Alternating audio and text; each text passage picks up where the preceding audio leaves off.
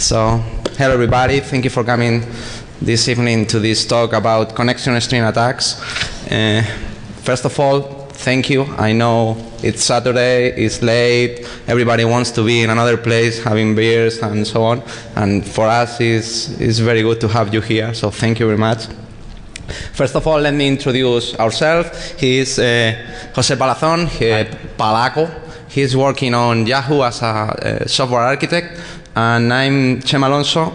I'm a Microsoft MVP in enterprise security, but I'm not working on Microsoft. I'm working in a security company in Spain called I64. The talk for today is about connection string injection attacks, but before that, I would like to make a quick introduction about our country, about Spain, because maybe you don't know it, but you love Spain. Viva España! Well, this year we won the World Cup, so we are very proud of this. I'm sorry for the Argentinian people and the rest of the world. I'm sorry for the people from Germany and Holland. Well, also we got very good sports. Pau Gasol, very well. Rafa Nadal and Alberto Contador. We are very proud of that, guys. And we got sexy people like Antonio Banderas, oh my God, Antonio, Penelope Cruz, oh no, and of course Chema Alonso and Jose Palaco. Oh, that's very nice, guys. That's all. Well, maybe everybody knows where is Spain, but this Europe, and Spain is not that country. It's not that country. Spain is that small country in the south of Europe. You know, we got a long beaches around the whole country, so it's a very nice place to be. Please come to Spain. We will love you. And of course, in Spain, we got parties for everybody. We got the most famous party. This is San Fermines. It's the greatest party ever. It's very nice, and it's very simple. You only have to run. It's quite simple. And of course, we got food and flamenco. Everybody knows flamenco, of course, and that's very nice. We got very good people like Dalí, painters like Dalí or Picasso. Maybe you know it. Who knows Picasso and Dalí? Yes, Picasso. Despite all the good things that Spain has done for the world, we have, though, to apologize on behalf of the government and pretty much 80% of the population for the Macarena. Oh, Macarena.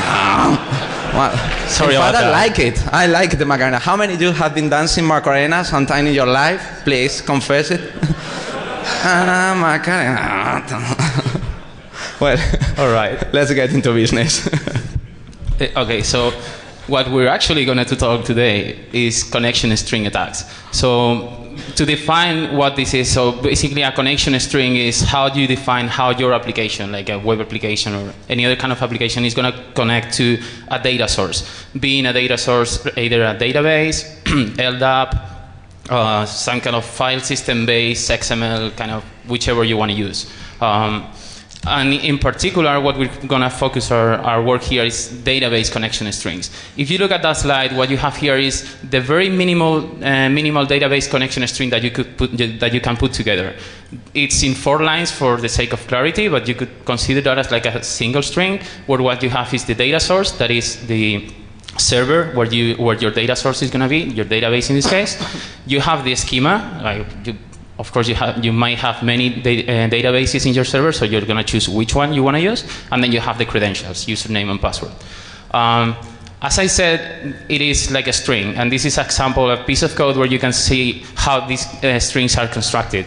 Usually, when an application connects to a database, there's 2 ways of doing that. It's either a static string or it's a dynamic string. If this is a static string, then you just put everything together, like data source, something, semicolon, the schema, something, semicolon, username, and password. If this is dynamic, if for some reason, and we will see the cases afterwards, you want to use dynamic parameters here, you have to create this string somehow. Unfortunately, most of the times you create this string by simple concatenation. And I think we all know more or less where this is going, right? So that's an example of how you put together a string by concatenation, and you can see a kind of pretty much good suspect there to allow us to play with that. There's a character there that we're using to separate the field, and we might be able to abuse that. So that's all. We finished. That's all. You can go. Well, some of the cases it's not needed even to inject to extract data from the connection string. There are a lot of easy queries that you can throw through Google to discover a lot of information from connection string. Just looking for login pages with data source parameter, and you can discover, of course, the data source, the username, and the password. The password is this. No, it's quite simple to do this. There are a lot. In this case, this is an example with an IBM. There are a lot of cases. Just playing with Google, you can discover a lot of information from connection string. And in some other cases, the database administrator creates a special file, which is only a plain text file, but with an special extension, which is UDL. And that file stores the information of the connection string. So you can just use Google to discover that kind of files, just searching for the file type UDL password, and there are a lot of cases. In this example, there is a very complex password you will never figure out what it is. And you can do it. Let's do it. We got time, so just Google, so X UDL password. That's all. Oh. No, it's the other one. Thanks, Google. Yeah. They even suggest how to do it right. Well, as you can see, there are files with information about the database, about the connection string. Let's download one of these. For instance, let's see, one of my country. No. Which one? Well, whatever. This one. The first one. Okay. Let's start the file. Okay. In Windows, it's quite simple because you only have to double-click the file, and Microsoft has a special tool to connect against that databases, and you got the username, the password, and you just test the connection. It's in Spanish because in Spanish it's better. You only have to click this button, and that's all. So it's quite simple.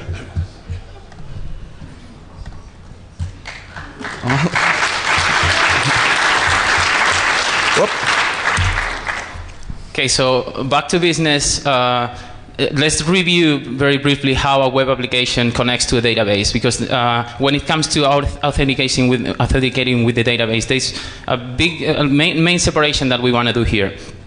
Usual kind of web application that you probably have built, you take control of your users. So you have to take care inside the database to create the columns and tables for the whole authentication and authorization scheme. So that's how you manage the users in your application. There's other I'll explain in a bit detail later. The other main way of authenticating is when you don't want one single user authenticating to the database, and then you have your users inside the database. You actually want your users to be the database users. Okay, so in this slide we have the two parts are how the strings are constructed here, and the main difference is if you're going to use the integrated security, which is no when you want to handle your authentication, or yes when you want to use the system authentication. Okay, usually when you have the first one, most cases you have one single user that the entire application uses to connect to the database, and then you do whatever. That is not very right, because if something goes wrong, then whichever user, no matter how your permission scheme is in your application, if something is wrong, like you have a SQL injection problem, then you can exploit that with whichever permissions that user has in the database. And usually, well, not usually, always, if you're using just one user, that that user needs permission all over the database for writing, reading, and modifying and that. So if you have the chance and you have to write one of these applications, ideally what you want to do is have as many roles as possible, not one role per user, but one role per kind of action or functionality. So you want one role to write, and if possible, one role to write here, one role to write in this other place, and then one other role to read. That way, if you have a SQL injection problem in a script that reads something from the database, then you're not going to be able to write or modify the database, right? So you can go back to the other. Okay. The way this works is like the way this application works. No matter if you use one single user or you use several users, is that this is the user that the application is using to authenticate against the database, which is different than my user when my username as a user of the application when I authenticate against the application. So in this case, first the application is going to use those kind of static credentials to authenticate against the database, and then the application is going to ask me, the user, for my credentials, and then using the database connection that has already been established with that static credentials, then it's going to look in this scheme that I've defined to see if I have permissions to do whatever I've done as a programmer in the application. When the application is authenticated using database users, it goes the other way around. First, the application is going to ask me for my credentials, and it's going to use these credentials to establish the connection with the database. All right? And then all that I can do in the database is whichever my user has permissions to do on the database. That's good in those environments in which you have an internal application with single sign-on credentials, or you are working with internal user and you want to know what is doing every user in your database and so on. So in the previous case, it's impossible to trace from the database who did anything, because the trace had to be done in the web application. So it's different.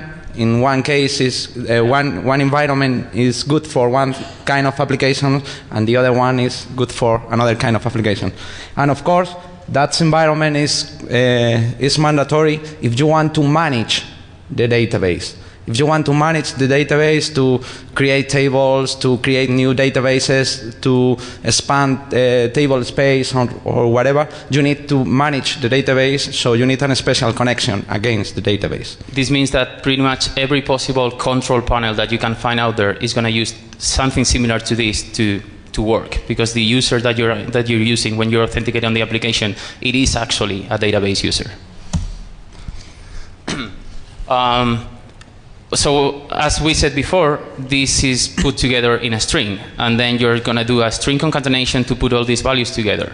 So the way this works is you get one string, this value pairs with the value equal, parameter equal value, semicolon, parameter equal value, semicolon. So what we're going to do is we're going to use this semicolon as a separator, and if this string is going to be put together as a standard SQL string, then we're going to be able to add new information here. So now we're going to see what can we do by adding new information. This was discovered, the fact that this was not the right way of doing it, this was known something around 2005. And Microsoft was aware of this in 2005. So what they did is they provided the proper way of doing this. And I think it's ASP.NET 2.0. So since 2.0, you have this SQL connection string builder, which is an object that the framework provides. And that's how you should do it. You shouldn't do string concatenations to create your strings. And that's secure. The problem is that nobody was aware about how to exploit this vulnerability. What can we do if we got a connection string injection into a component? What can be done? When we were starting this research, we were trying to discover all the information published about this, and last September was impossible to discover any single reference about connection string attacks or connection string injection and whatever. Nobody was aware about how can we exploit this. So the problem is this important? Can be done something important with the semicolon? Is this dangerous? So we did it. So you know that this is not how you should put together a string connection, but you didn't know that it's exploitable. So we've been working on a few ways of exploiting it. So there's two main things that we're going to do. We're going to use the semicolon to add new parameters, or we're going to use the semicolon to add existing parameters. And I'm going to refer now to something that I guess most of you know, because it's been there for a couple of years now, which is HTTP parameter pollution. When you have HTTP parameter pollution, the way that works is you're going to have one parameter duplicated. So in your URL, you're going to have twice two different values for the same parameter. Depending on what system you're using, that's going to behave differently. One platform, one set of technologies is going to take the first one, another is going to take the second one. The most dangerous one is where sometimes you're going to use the first one and sometimes you're going to use the second one, so you can use that to go over filters in that.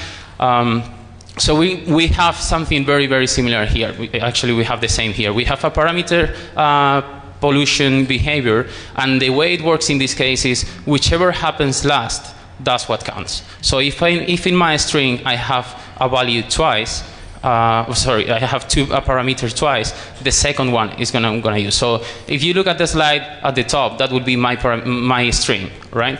Then if I start reading left to right, I have value A for my first parameter.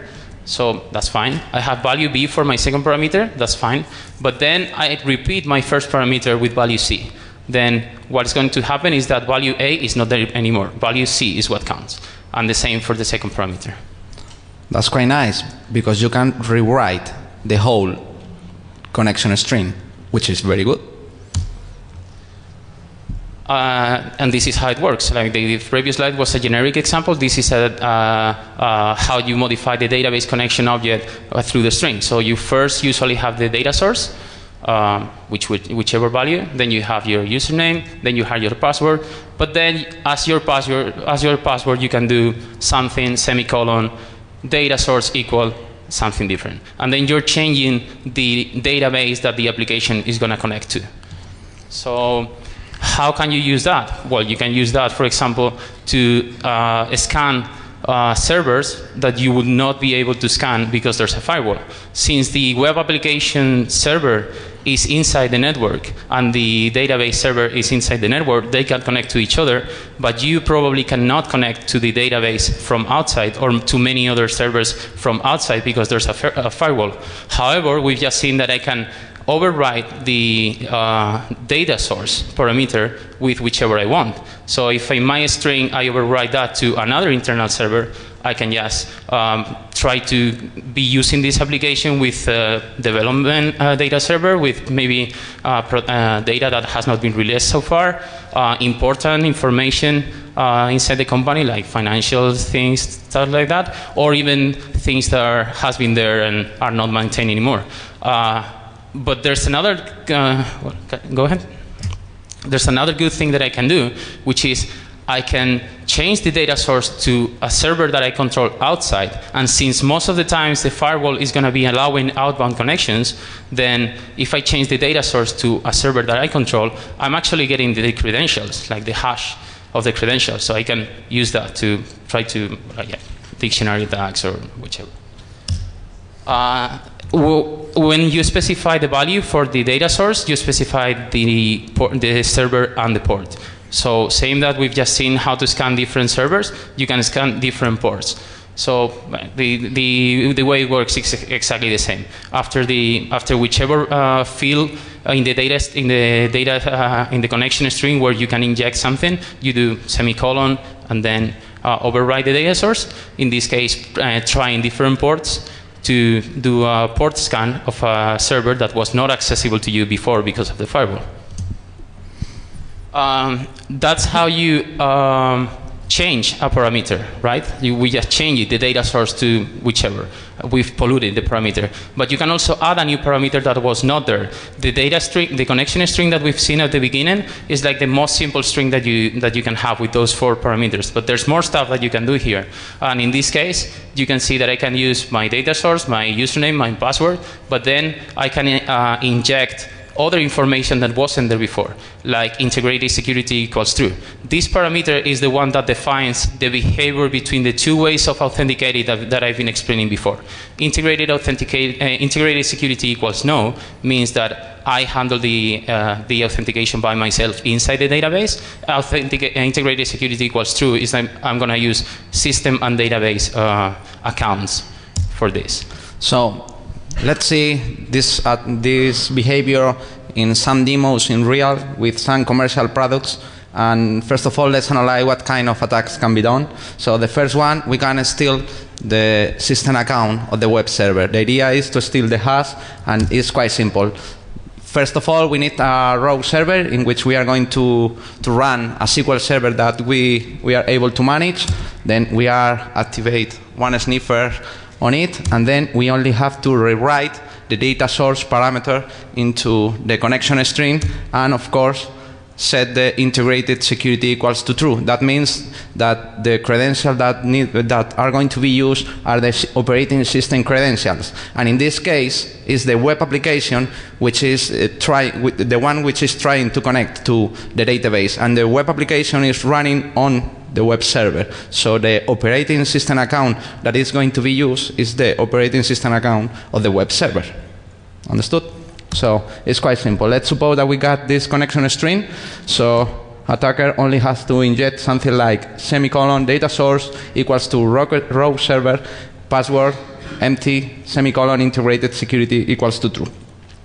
That's an example with ASP.NET Enterprise Manager, which is a product that is on the internet in a lot of places, and the idea is quite simple. In this example, as you can see, we just use semicolon data source to an IP address, and then just integrated security equals to true. It's a very bad product. As you can see, you can read the password even on the screen. And of course, you get access. If you have Cain running on your machine, you can read the hash of the system account, which is quite simple. Attack number 2, a port scanning attack. In this example, we are going to duplicate the data source parameter, and we are going to use as the data source the target server, the server that we want to scan. So we only have to change the target port and check the error messages. In this example, if we obtain a no TCP connection, that means that the port is closed. If we retrieve no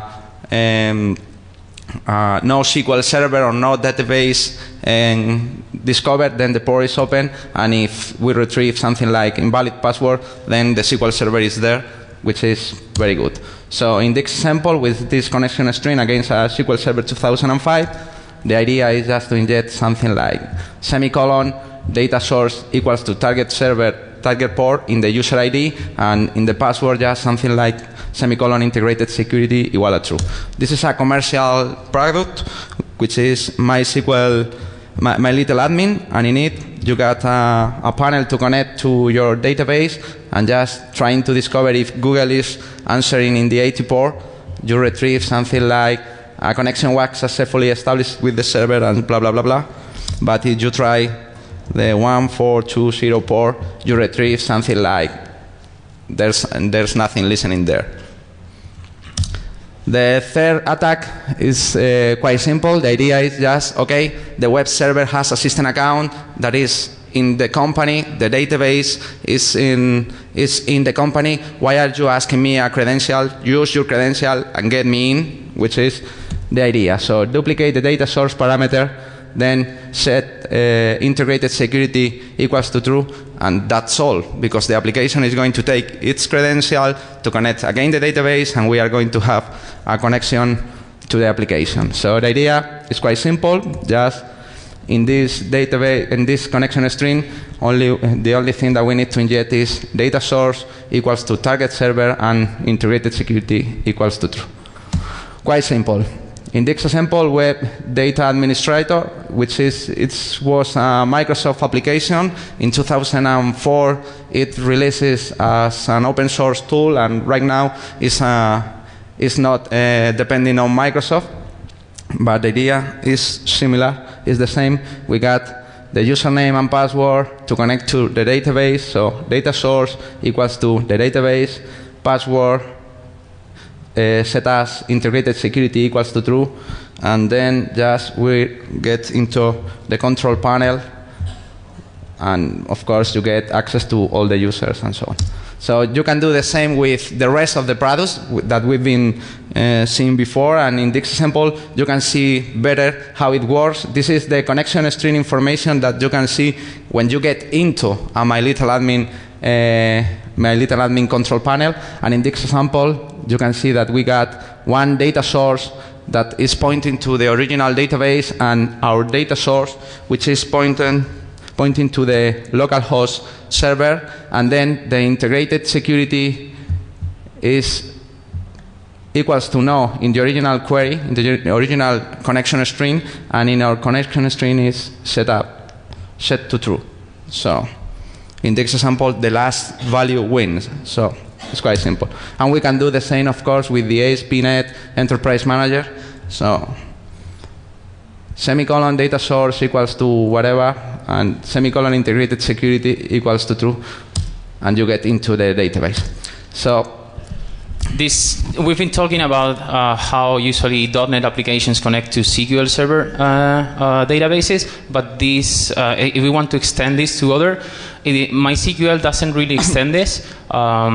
You can it doesn't support integrated security, but if you're using a .NET application with a connection string to connect to MySQL database, you still can do all the other stuff that we're doing, like the port scanning and stuff. With Oracle, it works. It works. Everything that we've said works, like scanning and the whole integrated security. It even works on Unix accounts, and it is also there's this sysdba thing that you can use in Oracle to kind of use your users, kind of a super user, to do every administration thing that you want to do in the database. So that's something that you can even do if your database here is Oracle. You will just append to your connection string this sysdba thing, and then your user has full control there. So let's see this in action. We got a testing environment. In this example is a Windows 2003, and with the password, and let's open Internet Explorer, and let's connect to different parameters. So connection string. So let's start with the ASP.NET. This is the connection string. This is the control panel for a Microsoft SQL Server. There are a lot of control panels like this on the internet. Any of you are using this software to manage a database? No. Well, the idea is quite simple. We need to use only one tool. It's the most powerful tool ever created, which is the Notepad. And just integrated security equals true. That's all. Then right button, copy. It's in Spanish, but you know, in Spanish. So the user is test.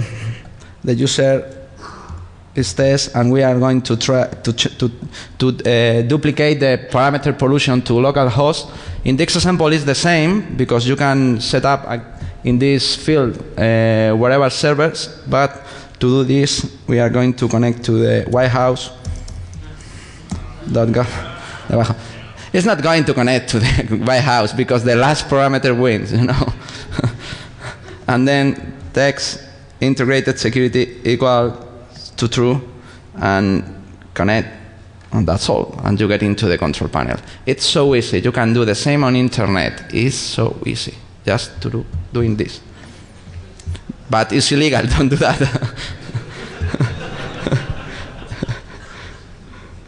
So web data administrator, the same idea. Username Palaco. Thank you. I love you. Palaco, and data source equals to localhost. In this example, is a SQL Server Express edition. So we need to use So we need to use the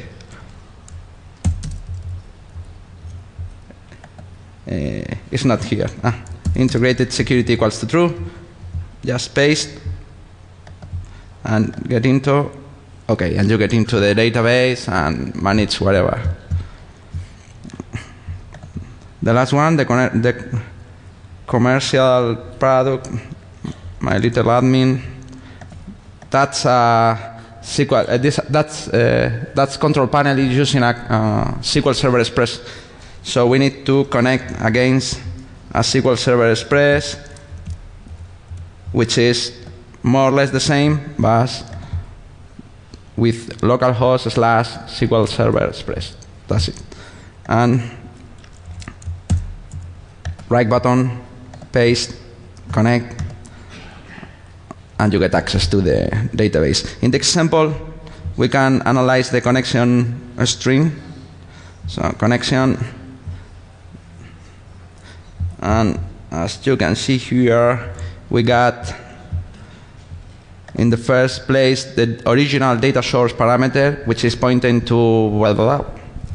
And then we got our data source, that in this case is on the same machine, but you can use another machine. And the original integrated security is set to no, but our integrated security is set to true. Then the last wins, and we get access to the control panel. And you can do the same with an Oracle application. In this example, it's just a testing application, because it's not that common to find on the internet control panels to manage Oracle databases with integrated security enabled. So in this example, it's just a testing application that we developed doing the same. So user data source equals to localhost, right button, integrated security equals to true, and you get access to the internal application. Is that all?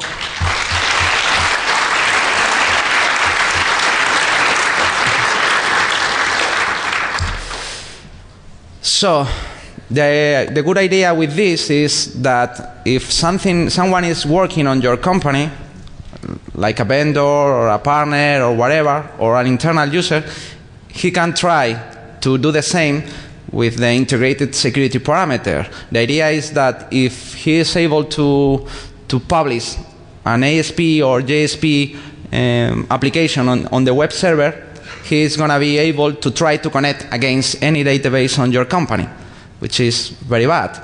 In a hosting environment in which someone is able to put a file into your server, or maybe he's using Foca and discover a put method enabled on your website, he can upload a scanner to discover the whole network trying the integrated security connection against the database.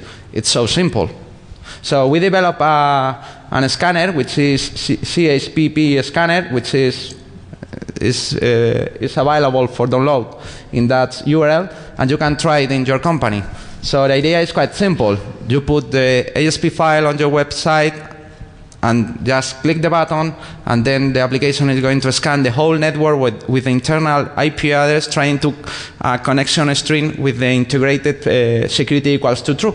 And if the application discovers a SQL server, then try to give you a SQL query environment in which you can throw your SQL queries against the internal database. So it's quite simple. Let's see this in a demo in our testing environment.